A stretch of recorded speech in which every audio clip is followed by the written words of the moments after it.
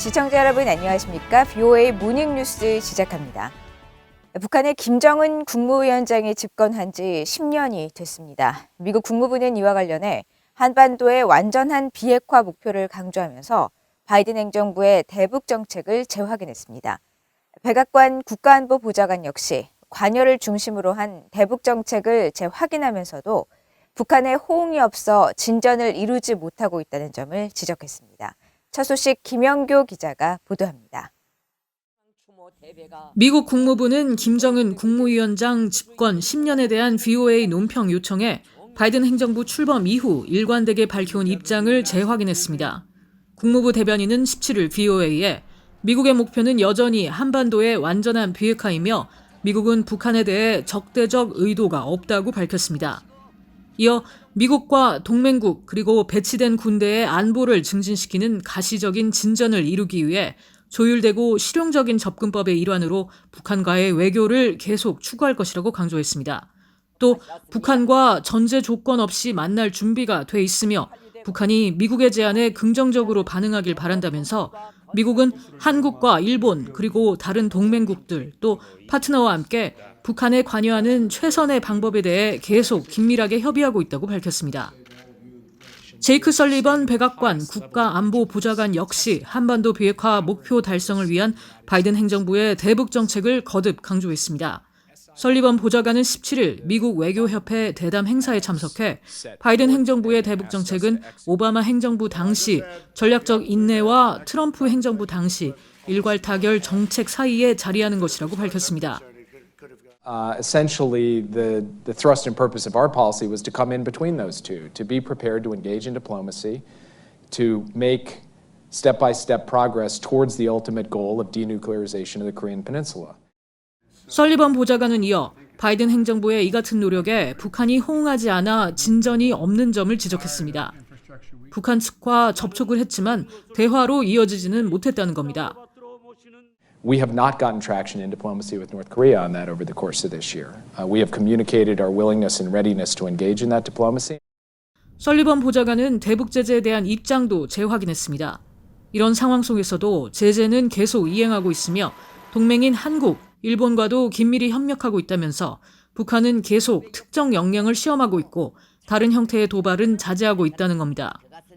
설리번 보좌관은 그러면서 바이든 행정부가 여전히 북한과의 외교에 열린 입장이라는 사실을 강조하면서 계속 그들에게 직접적으로 또 지금 하고 있는 것처럼 공개적으로 2018년 싱가포르 정상회담에서 제시된 기본 사항들을 놓고 진전을 이룰 준비가 돼 있다는 점을 보여주고 있다고 밝혔습니다. BOA 뉴스 김현교입니다. 내년 1월 열릴 예정인 핵무기 확산 금지 조약 NPT 평가회의에서 북한의 핵 문제가 논의될 것이라고 미국 고위 관리가 밝혔습니다. 이번 논의에서 북한의 태도에 즉각적인 변화를 가져오지 못하더라도 국제사회에 북핵 우려를 표명하는 데 중요한 기회가 될 것이라고 강조했습니다. 조상진 기자가 보도합니다. 미국 국무부의 토마스 컨트리맨 국제안보 비확산국 선임 고문은 17일 언론과의 전화브리핑에서 다음 달 열리는 제10차 핵확산 금지 조약 평가회의에서 북핵 문제가 논의될지 여부를 묻는 질문을 받았습니다. 컨트리맨 선임 고문은 이번 회의에서 북핵 문제가 반드시 다뤄져야 한다면서 북한 문제가 심도 있게 논의될 것임을 시사했습니다. DPRK's nuclear arsenal and nuclear activities must be discussed at the review conference.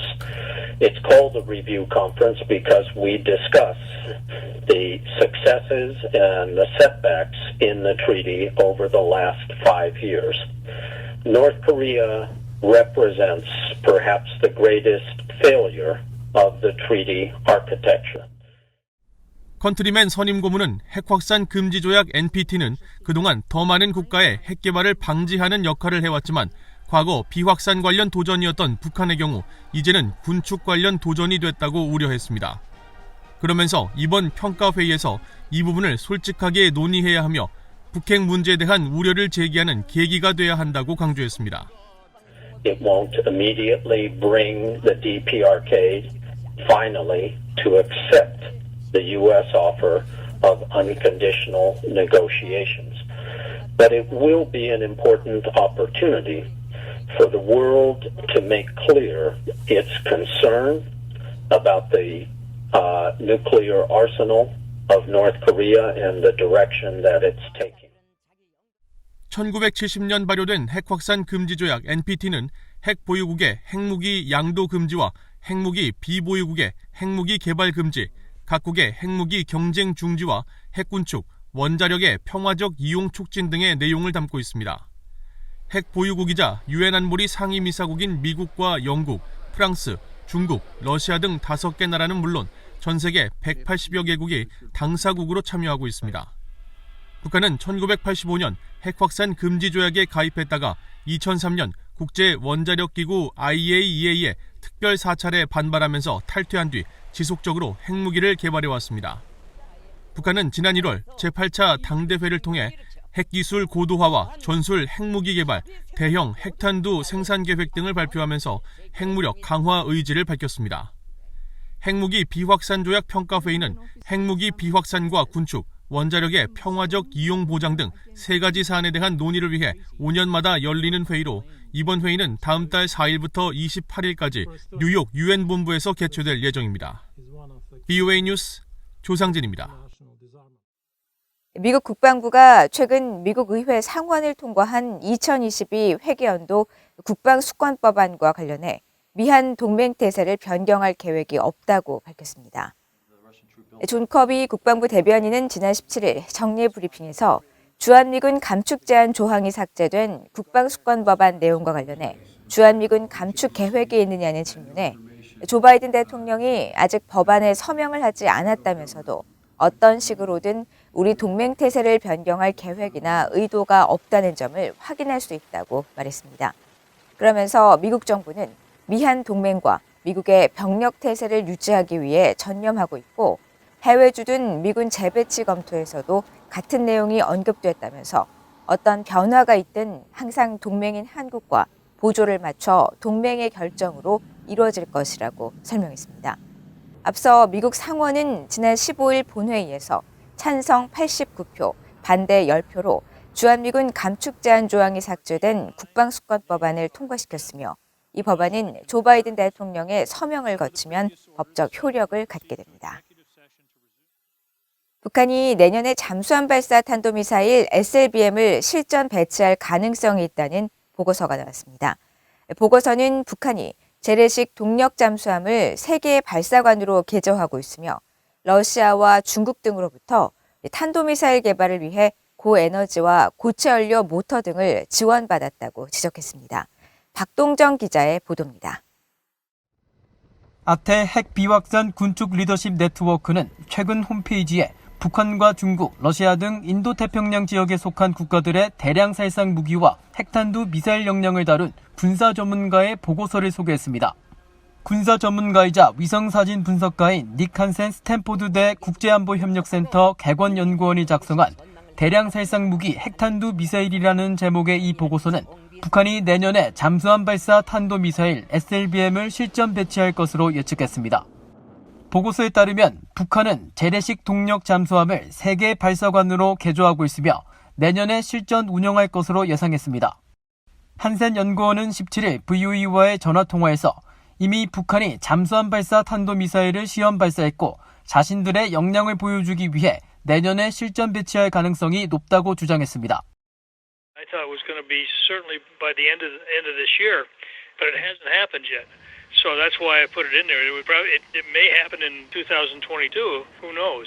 But that was why I put that in there. And the missile that's going to go in there is the Fukasan 3, and because that's an intermediate type of range of a missile. Maybe not quite that far, but it's close. 보고서는 이어 확실한 증거는 없다면서도 북한은 6개의 발사관이 있는 핵 잠수함을 건조하고 있을 수도 있다고 덧붙였습니다. 또 북한 공군이 중력 핵폭탄을 탑재할 수 있는 최소 2가지 종류의 항공기를 보유하고 있지만 폭탄이나 핵무장 미사일 운반을 위해 개조됐다는 것을 알 수 있는 공개된 자료는 없다고 지적했습니다. 보고서는 그러면서 북한은 단거리 탄도탄과 중거리 탄도탄은 이미 배치 완료했고 중거리 탄도미사일과 대륙간 탄도미사일, 장거리 순항미사일은 개발 중에 있다고 설명했습니다. 또 북한은 ICBM 개발을 위해 고에너지 연료 엔진 등을 러시아와 우크라이나로부터 지원받았었고 고체 연료 모터와 트럭을 중국으로부터 원조받아 열차 발사 단거리 탄도미사일로 개조했다고 전했습니다. 또 다른 군사안보 전문가인 랜드 연구소의 브루스 베넷 선임 연구원도 북한의 잠수함 발사 탄도미사일 실전 배치가 내년에 이뤄질 가능성이 있다고 전망했습니다. If you go back a year ago, all the discussion was early in 2021 it would be launched. The submarine hasn't been launched yet. So there's got to be a real question about why it wasn't launched. Is there a problem with the submarine? Is it leaking, or any kind of a number of problems that could be occurring? North Korea just has chosen not to launch it yet. 이번 보고서는 북한의 최우선 과제가 미국 본토를 위협하는 대륙간 탄도미사일 ICBM 개발이라면서 북한 당국의 다음 행보를 주목해야 한다고 지적했습니다. VOA 뉴스 박동정입니다. 기시다 후미오 일본 총리가 북한에 의한 납치 피해자 가족회 전 회장의 별세 소식에 죄송한 마음이라고 밝히고 납북자 문제에 조속한 해결 의지를 거듭 강조했다고 일본 언론들이 전했습니다. 기시다 총리는 18일 기자들과 만난 자리에서 일본인 납북 피해자 가족회 이즈카 시게오 전 회장의 별세 소식에 가족과 재회하지 못하고 별세하시게 돼 진심으로 죄송한 마음이라면서 이같이 밝히고 가족회 여러분의 고령화가 진행되는 가운데 납북자 문제 해결에 일각의 유해도 허용되지 않는다는 현실을 강하게 자각하고 있다면서 북한 정권에 의한 일본인 납치 문제에 조속한 해결 의지를 거듭 강조했다고 교도통신 등 일본 언론들이 보도했습니다. 이즈카 전 회장은 지난 18일 새벽 83세를 일기로 별세했으며 그의 여동생 다쿠치 야에코 씨는 1978년 어린 딸과 아들을 남겨둔 채 실종됐는데 일본 경찰은 1987년 대한항공 폭파 사건의 범인인 김현희에게 일본어를 가르친 이은혜라는 인물이 납북된 다쿠치 씨라고 1991년 발표했었습니다. 한국 외교부는 북한 주민들의 정보 접근을 촉진해 북한 사회에 긍정적 변화를 가져올 필요가 있다고 밝혔습니다. 한국 외교부 대변인실은 17일 북한 안팎으로 자유로운 정보 흐름을 촉진하고 있다는 미국 정부의 입장을 한국 정부도 지지하느냐는 VOA의 서면 질의에 한국과 미국은 보편적 인권이 보호되고 증진돼야 한다는 점에서 같은 입장이라고 밝혔습니다. 그러면서 지난 5월 미한 정상회담에서 북한의 인권 상황 개선을 위해 협력하고 북한에 대한 인도적 지원을 촉진하기로 한 내용을 상기시키면서 한국 정부는 북한 주민들이 정보에 접근하는 것이 중요하고 정보 접근을 촉진함으로써 북한 사회에 긍정적 변화를 가져올 필요가 있다고 믿는다고 말했습니다. 한국 정부는 앞서 지난 3월부터 시행된 대북전단 금지법을 통해 군사분계선 일대에서의 전단 살포 등 행위에 대해 최대 3년 이하의 징역이나 3천만 원의 벌금을 부과할 수 있도록 했으며 이에 대해 한국 내 북한 인권 관련 단체들은 물론 국제인권단체들과 미국 의회 내 의원들은 표현의 자유 침해 등을 지적하면서 강한 반발과 우려를 표해오고 있습니다. 이상으로 VOA 모닝뉴스를 모두 마칩니다. 시청해주신 여러분 고맙습니다.